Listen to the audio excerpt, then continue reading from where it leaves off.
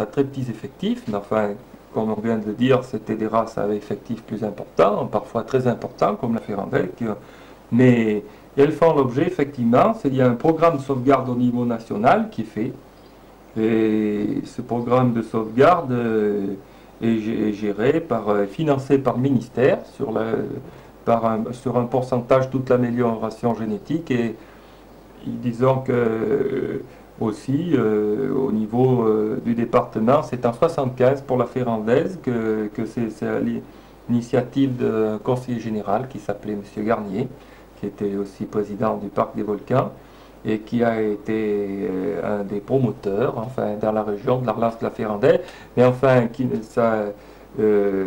d'autres programmes ont pu démarrer ou un peu avant ou après d'ailleurs, partout dans les Pyrénées. Il y a la Froment du Léon, la Bretonne Pinoire, la Nantaise dans l'ouest. Il y a la Villard de Lens qui est bien connue dans les Alpes, ou la race des Reims avec un foyer en Suisse. Puis il y a la Lourdaise par exemple dans les Pyrénées. Donc effectivement, il y a un programme de sauvegarde. Alors ce programme de sauvegarde a consisté, parce que ce qu'on disait à l'époque, déjà en 75, on disait, de toute façon on n'en parlait pas, il n'y en a plus. Alors le premier travail de ces gens-là, ça a été de rechercher dans la nature, voir s'il en existait encore. Donc de faire un inventaire. Absolument, ça a été ça, exactement. Ça a été de faire un inventaire de ce qui restait. Et je répète que ce qu'il y a, souvent les gens croyaient qu'il n'y en avait plus. C'est-à-dire que, en fait, à la surprise de certains, on a pu retrouver encore, la difficulté, bien sûr, c'était de retrouver des vaches, mais aussi des taureaux. Parce qu'il s'est en fait, même si la vache existait, dans ces petites races, il fallait trouver un taureau pour qu'il puisse y avoir au moins un produit. Pour avoir un produit, il fallait au moins trouver. Et c'est ça qui a été la difficulté. Dans le cas de la Ferrandaise, il n'y a que 4 familles de taureaux, donc il n'y en aura jamais plus maintenant, d'autres, mais qui ont permis de faire ce stockage de semences. Donc réalisation de l'inventaire, repérer les bêtes qui restaient en race pure, et puis après, repérer les bêtes qui étaient conformes de bonne qualité, c'est-à-dire bien conformes aux standards, ou qui étaient et puis après, opérer un stockage génétique, c'est-à-dire prélever des taureaux, et puis les stocker dans les coopératives d'insémination. Oui, et quels sont les objectifs alors de ce programme-là de sauvegarde? C'est la conservation d'un patrimoine, ou c'est appelé à développer une relance? Vous pouvez le préciser un petit peu? C'est-à-dire, pour les races à très petits, il y a les races à très petits effectifs, donc dans lesquelles il reste un très petit nombre de mètres maintenant, ou même des fois plus du tout, ou presque plus. Et puis il y a donc sur ces races-là, c'est uniquement de la sauvegarde. On ne peut pas parler de relance pour l'instant. Et la Ferrandaise continue donc de perdre des effectifs. Donc il serait ridicule de parler de relance au moment où on est encore en train de perdre des effectifs. Donc le but ça a été d'abord la sauvegarde d'un patrimoine génétique, et d'abord ça, c'est-à-dire Laurent avant a dit que ce technicien Liteb, qui a joué un rôle très important à ce niveau-là en France, a coutume de dire que ce ne possède ni d'un attachement déplacé au passé, ni d'une vision catastrophique de l'avenir, mais simplement que c'est prendre certaines assurances, quoi. Donc c'est de la sauvegarde génétique, c'est-à-dire que peut-être dans la Ferrandaise, elle serait porteur, ou d'autres races, quoi, de gènes qui pourront être intéressants pour l'avenir, puisque l'économie est une chose en mouvement, on ne peut pas toujours dire. Donc simplement, c'est du matériel pour les chercheurs dans l'idée des gens. Et c'est du stockage génétique, on fourre dans un grenier, quoi, le maximum d'informations qu'on pourra un jour servir, quoi. Oui. Et pour un agriculteur, est-ce qu'il y a un intérêt donc à participer à cette opération, ou en fait quelles peuvent être ses motivations? Oui, évidemment, quoi. Le problème, c'est que la sauvegarde génétique, comme je viens de le dire, elle ne peut pas vraiment intéresser les éleveurs, quoi. Les éleveurs, d'ailleurs, c'est d'ailleurs assez paradoxal que ce soit les éleveurs les plus retardés, entre guillemets, qui aient permis justement de faire de la sauvegarde, il faut bien le souligner, sans jamais en tirer profit, quoi, puisque souvent, ces programmes, même s'il y a un consensus national pour que ces programmes se maintiennent, on sent toujours qu'il faut tirer le diable par la queue et que il y a toujours en arrière-pensée ce souci de dire oh, c'est pas sérieux tout ça. Il faudra chacun cherche quand même. Mais je répète quoi, pour l'agriculteur, c'est un stade, mais ça n'est certainement pas suffisant quoi. Parce que mettre des informations dans un grenier, c'est bien, mais pour moi, l'avenir, c'est se servir de cette race pour en faire quelque chose, quoi. Et peut-être c'est là qu'il y a certaines divergences, et beaucoup de gens favorables à la sauvegarde génétique ne sont pas du tout à ce qu'on puisse envisager autre chose que de la sauvegarde. Il dit on ne pourra jamais vivre avec des ferrandaises. Et moi, je suis persuadé vous pensez que vous avez un point de vue, enfin, vous avez un point de vue particulier là, sur les raisons qui vous poussent à maintenir cette race et à la défendre, alors? Et je vous dis, moi, vache, ça n'est pas du tout un système déplacé du passé, quoi. C'est pas du tout pour maintenir. D'ailleurs, le maintenir, ça veut dire, bon, quand on essaye artificiellement par des aides, par exemple, de vouloir maintenir quelque chose qui ne devrait pas pouvoir exister, quoi.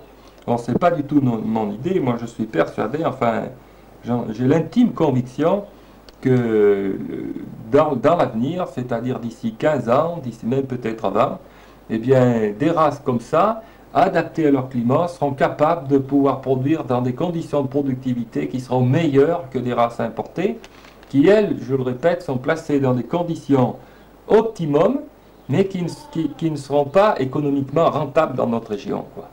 Alors, pour moi, la ferrandaise, ça n'est pas pour faire attacher, pour les montrer dans une foire le jour de la fête du village, ça ne m'intéresse pas du tout. Mais vous ne voulez pas que votre exploitation devienne une réserve indienne? Ah, pas du tout. C'est pas un troupeau conservatoire que je souhaite faire, c'est pas non plus pour amuser les touristes, ça n'est pas non plus pour, même pas, je vous dis, pour que les chercheurs après puissent y piquer un gène pour essayer de faire des manipulations génétiques avec les autres races. Pour moi, ça n'est pas ça. Pour moi, c'est une race qui va trouver dans un avenir plus proche qu'on croit, qui va avoir, qui va pouvoir se développer. Mais enfin, bien sûr, je suis persuadé que il faut que les choses ne peuvent pas se faire. Elle a mis 50 ans pour disparaître. Elle peut pas, mais elle peut pas revenir. On ne remonte pas les choses comme ça, hein. Oui, alors, comment vous voyez les choses, enfin, d'une manière...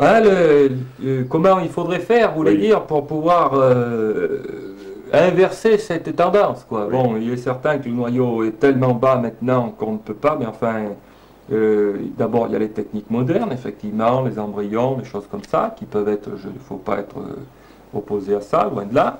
Mais par contre, ce qu'il faut absolument définir maintenant, c'est une véritable politique, non pas de relance, mais il faut, depuis 1975, le programme de sauvegarde a été mis en place, il arrive au terme, puisque toutes les vaches maintenant qui restaient intéressantes comme mères à taureaux vont finir prélevées dans l'année.